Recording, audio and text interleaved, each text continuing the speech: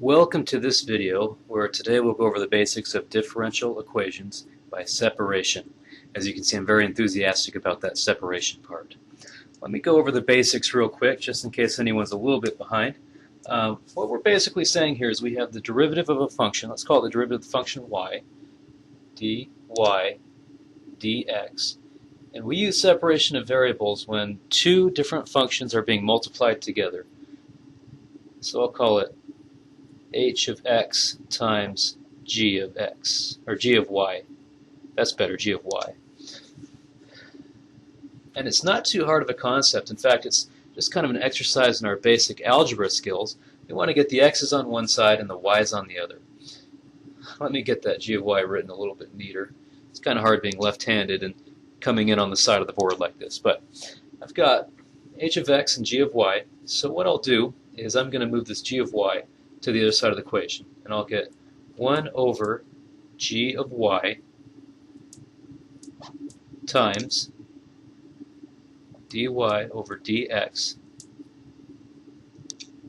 is equal to hx.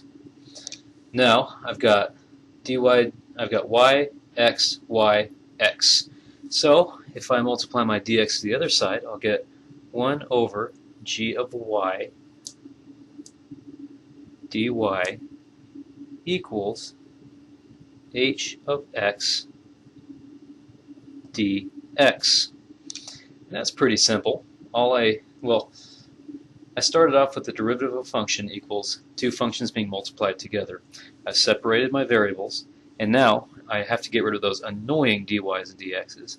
So I'm going to go ahead and integrate both sides. And doing the integral, will get rid of this dx and this dy, giving me 1 over gy and h of x integrated, and we can solve for those variables and find that equation. That's the basic fundamental of what we're going to do. Let's move on to this example. So here we're given dy over dx equals x squared plus 1 over 2y.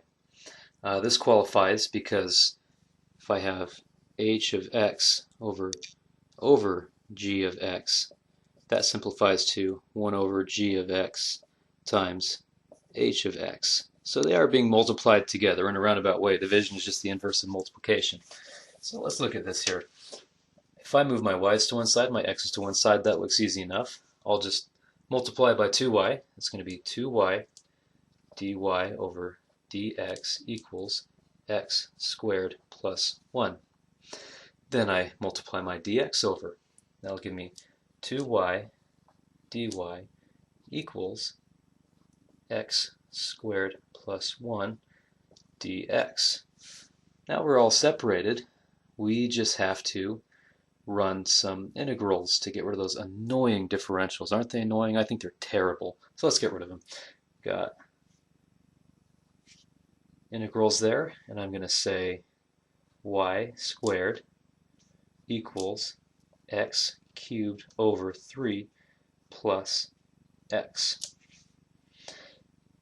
And then I'm going to add on a plus c because we've just integrated. I do not put a plus c on the y side. If you're wondering why, it's because I could say plus c, and then let's say I put a little y script there and an x subscript here. Well, on my next step, I would say minus c of y to cancel them out and get the c's on both sides. And this is just some arbitrary number because our c's are arbitrary numbers. So it's only necessary to put a c on one side. Now, this is a perfectly acceptable differential equation solution. I could want to have a y equals. If that be the case, it's not too bad. I say y equals, and then I square root both sides, plus or minus, that was bad plus or minus signs, plus or minus square root of x cubed over 3 plus x plus c. And this is a solution. Notice we cannot solve for c. If we were to solve for c, we would need initial conditions. Why don't I make some initial conditions? as an example. So sometimes when you do a differential equation, you'll get initial conditions at the beginning of a problem. And it will say something like when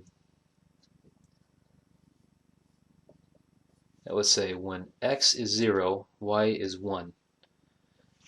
And all we have to do to solve for this is say, okay, plug in those numbers.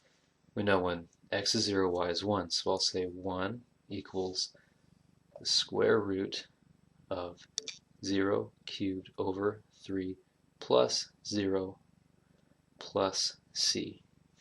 That simplifies, we know that's 0 and that's 0. So 1 equals the square root of c. Square both sides, and that will give me 1 equals c. So the particular solution is y equals plus or minus the square root of x cubed over 3 plus x plus 1. If you have any questions or if anything was unclear, please email me jokoeningeringhelp@gmail.com, or you can visit our Facebook page, facebook.com/jokoengineering. If this was any help, please subscribe, and I'll see you next time.